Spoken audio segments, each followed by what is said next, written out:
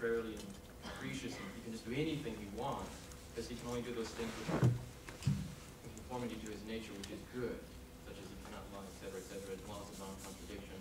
But we'll get into that later.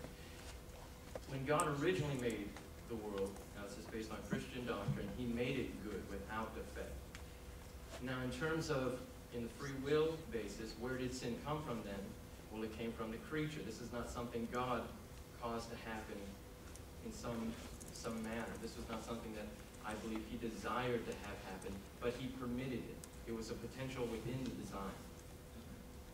So then what are we learning? Well, think about the farm. Okay, there's suffering going on that we are not aware of, but yet we are psychologically aware of it in the sense that we can think on these things.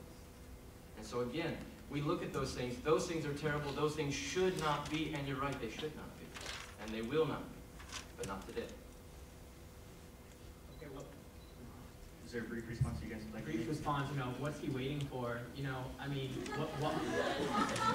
Shannon just answered that. Okay, I know we're probably out of time. Just remark would be,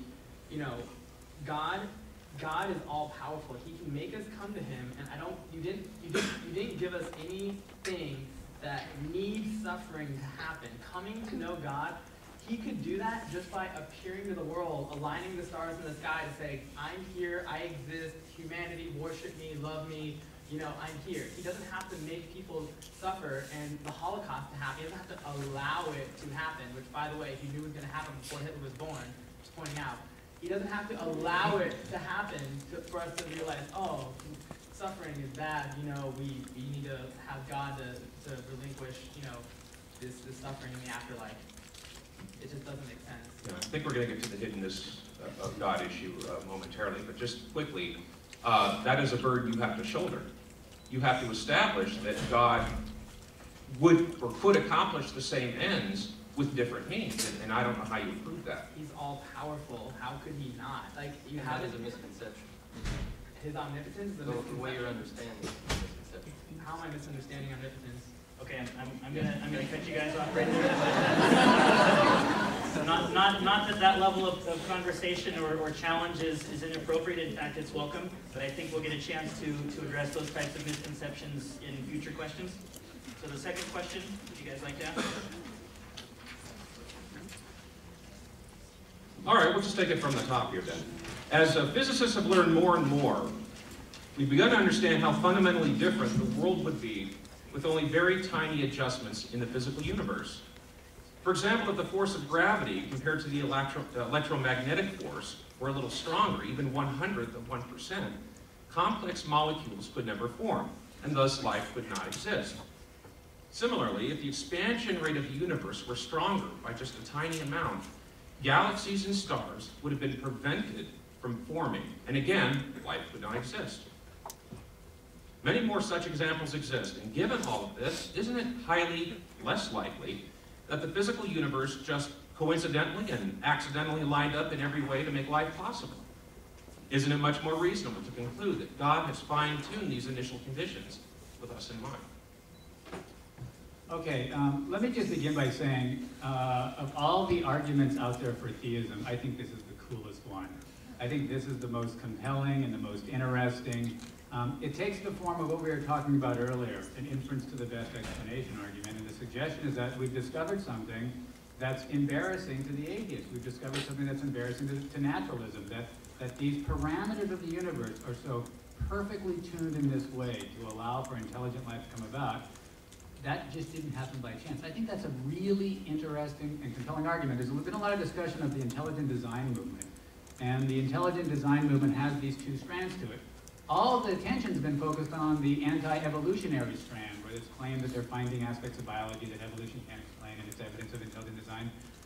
None of that stuff strikes me as very interesting or compelling. It's all been kind of blown out of the water.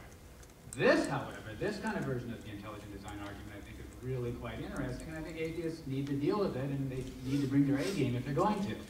Now, I don't think the argument ultimately works. There's a couple of responses that are out there. And one response is to basically say, yes, there is something that needs to be explained. The fine-tuning we discovered does need to be explained, but there's a naturalistic explanation for it. The other response is basically, no, it's not something that needs to be explained. It's not something surprising. It's not an embarrassment for naturalists. So let me just briefly touch on both of those responses. At one time, a version of this argument was offered not with regard to the universe and the basic parameters of the universe, but the solar system. Because it turns out that Earth and its position from the sun appears to be uniquely fine-tuned for life to come about on Earth. It's exactly the right distance from the sun.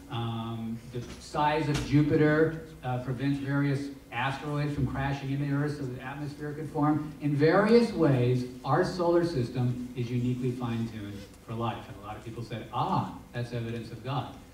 Now, the way an atheist responded to that, however, is to point out that there are billions of solar systems out there in the world. There are tons and tons of solar systems.